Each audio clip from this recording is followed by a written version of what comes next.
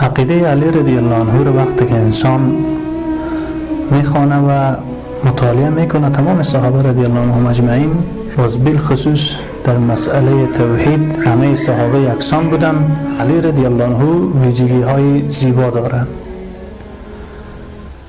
چند ویژگی علی رضی الله عنه است که یکی علی رضی الله عنه در نوجوانی یعنی ایمان آورده و اسلام مشرف شده. یکی از فضائل و ویژگی های علی مرتضی رضی الله عنه است، خلیفه چهارم اسلام. دوم ویژگی خاصش این است که در توحید بسیار سختگیر و جدی هست. روزی در مجلس صحابه رضی الله عنهم اجمعین نشسته است. علی مرتضی رضی الله عنه میگه که من به ذات و صفات الله متعال آنقدر یقین دارم و باور دارم مثل این که بلاتش به معاذ الله را دیده باشم.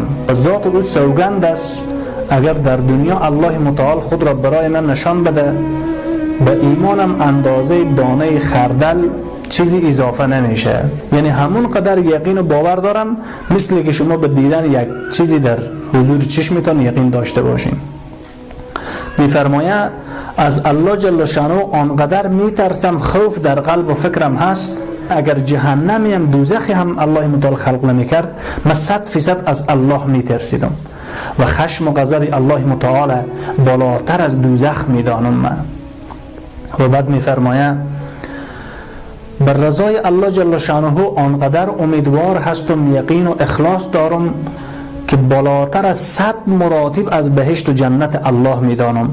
اگر الله جل شانه بهشت و جنت خلق نمیکرد یقینا من رضا و لقای او را از همه بهشت بالاتر میدانم و همیشه در تمام عبادت ها رضای الله متعال طلب میکنم و بعدا از او بهشت میطلبم و از خوف و غضب خود الله متعال به او پناه میبرم و از جهنم به او پناه میخوایم. میفرماید این یقین من لا اله الا الله محمد رسول الله هست. سوم عالم دین هست، یکی از علمای صحابه رضی الله عنهم اجمعین است. چهارم داماد رسول الله صلی الله علیه و سلم است، شوهر فاطمه الزهرا رضی الله عنها، یعنی دختر رسول الله صلی الله علیه و سلم به خانه علی مرتضی رضی الله عنه است.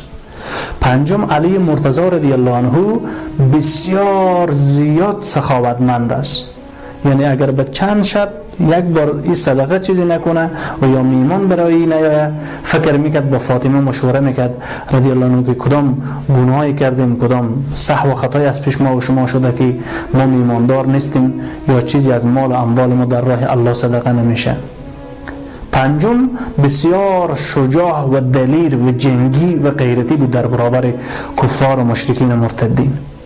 اما در این زمانه ما و شما باید ما و شما بدانیم فضائل صحابه رضی الله عنهم اجمعین را، چرا که الله متعال جل شانه ایمان اونها رو برای ما معیار قرار داده و گفته ایمان بیارید به مثل که صحابه ایمان آوردن و رسول الله صلی الله علیه و سلم فرمودن پیروی کنید از سنت ما و سنت خلفاء الراشدین، هم در عقیده، هم در عبادات، هم در نظام و سیاست و در همه امور.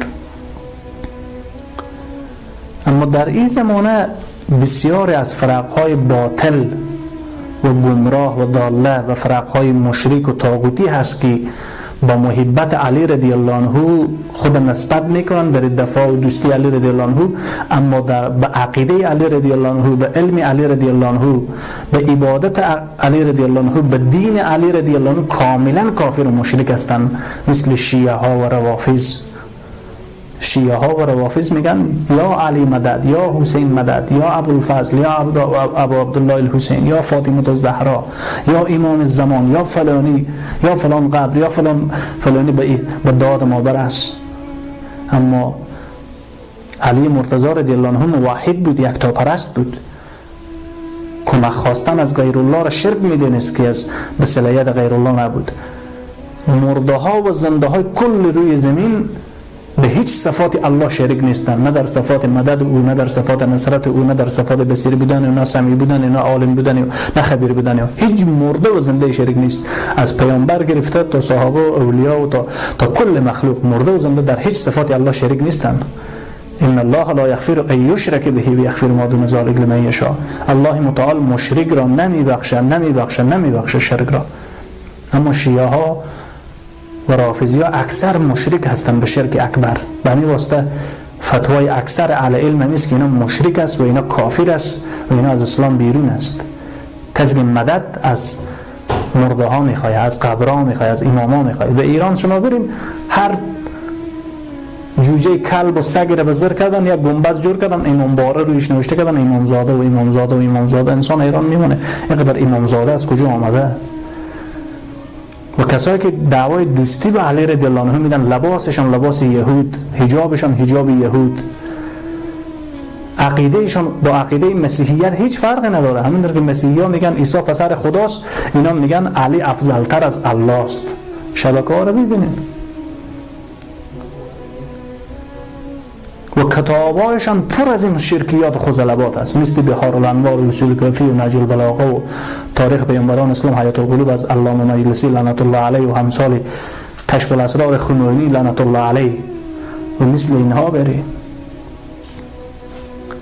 پس اینا به عقیده علی رضی الله عنه مؤمن نیستن، اینا دشمنان علی رضی الله عنه هستند. دو مردم در مورد علی رضی الله عنه افکار ای به جهنم میره. یکی خوارج عصر علی رضی الله عنه که علی رضی الله عنه رو تکفیر کردن و تا امروز تا قیامت کسی که صحابه رو تکفیر میکند یا مؤمن رو به گناه کبیره تکفیر میکند، اینا افراط کردن، زیادتی کردن، در دین گمراه شدن و به اینا بشارت جهنم داده شده.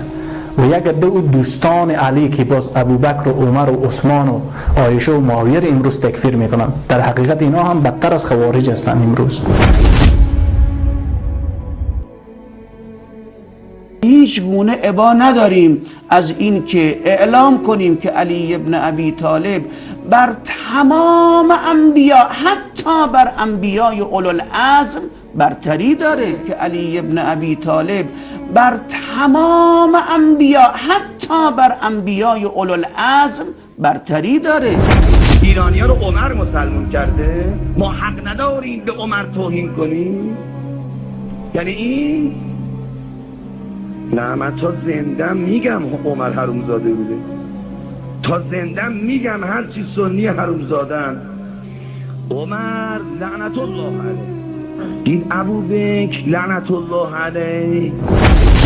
فاش نمیدم، من دلیل کفرش را از قرآن بیان میکنم. شما که فهم ندارید، شعور ندارید، یا حرف مرا نمیخواید بفهمید، یا اون تقصیر من نیست. من چی میگم؟ من نگفتم عمر مادرش بله اینطوری، پدرش اینطوری. فاش کجا دادم؟ فاش میدونید، فاش ها کلمات فاش در زبان فارسی مردم میدونن چه. من فاش دادم؟ من میگم در قرآن کریم آیه نازل شده بر کفر عمر. این فاشه. اینو میگم آیه نازل شده سوره حجرات آیه 1 2 3 4 5. این کفر عمر رو میرسانه به رسول خدا صلی الله علیه و سلم، توهین کرده. الله متعال میفرماید رضی الله عنه و رضوا عنه، من از همه صحابه راضی شدم. الله متعال میفرماید محمد رسول الله والذین معه اشداء علی الکفار، محمد بنده و رسول و نبی الله متعال است. تمام صحابه که با او بودن در برابر همه کفار متشدد بودن، تیز بودن و در بین خود محبت داشتن. الله میگه صحابه در بین خود ترحم و محبت داشتن. شیعه ها میگن الله دروغ میگه، نعوذ بالله. علی با عمر مشکل داشته، عمر علی را زده و لطکوب کرده، فاطمه الزهرا را زده لطکوب کرده، سخت جنین کرده. دروغ های عجیب. بس چگونه دختر علی مرتضی به خانه عمر رضی الله عنه به عقد نکاح عمر است، به دشمن سرخو. علی رضی الله عنه شخصیت با جرأت، با غیرت، فاتح اسلام، فاتح خیبر، یگانه مجاهد و مبارز بوده. شما میگین که علی یک بزدل بوده، نعوذ بالله. عمر هم دشمنش بوده، دختر خود به دشمن خود داده. و الله میگه اینا در بین خود محبت داشتن. شیعه ها و رافضی ها باز میگن نه، الله دروغ میگه. الله میگه عایشه زن پاک دامن و حفیفه هست. 16 آیت به پاک دامنش در سوره نور و سوره احزاب نازل کرده. شیعه ها میگن الله دروغ میگه، ما به این 16 آیت کافر هستیم، قبول نداره. عایشه را زن بدکاره و زانیه و نعوذ بالله به فساد اخلاقی نسبت میکنن. پس اینا دوستان علی نیستن. علی نور چشمی هر مسلمان هست. هر سنی که با علی رضی الله عنه مخالفت کنه، با حسن و حسین مخالفت کنه، با اهل بیت رسول الله صلی الله علیه و آله مخالفت کنه، ضمن از که سنی نیست بلکه از اسلام ایمان بیرون از کافر است. هر کس که به علی رضی الله عنه، به ابوبکر، به عمر، به عثمان، به عایشه، به معاویه، به حسن، به حسین رضی الله عنهم اجمعین، به تمام صحابه رسول الله صلی الله علیه و سلم توهین و تمسخر و لعن و فحش بده و در حقیقت تکذیب آیات الله کرده. الله میگه صادقون اولون از قوم انصار و مهاجر بوده، شاگردان اول نمره محمد صلی الله علیه و سلم بودند. علی رضی الله عنه فرد چهارم عشره مبشره است. علی فی الجنه، رسول الله میگه که علی در جنت است. الله متعال بشارت بهشت به اینها داده. همینطور عمر، همینطور ابوبکر، همینطور عثمان، همینطور معاویه، همینطور طلحه رضی الله عنهم اجمعین بر رأس عشره مبشر بود. دیگه تمام جمهور صحابه بالعموم. پس تمام مسلمان های اهل سنت 100 بار جان خود فدای علی و حسن و حسین و امام جعفر صادق و تمام اهل بیت رسول الله صلی الله علیه و سلم میکنن. اما قبر پرست نیستن، علی پرست نیستن، ابوبکر پرست نیستیم، عمر پرست نیستیم، پیامبر پرست نیستیم، الله پرستیم. ایاک نعبد و ایاک نستعین. خاص الله را عبادت میکنیم و خاص از الله کمک میخواهیم.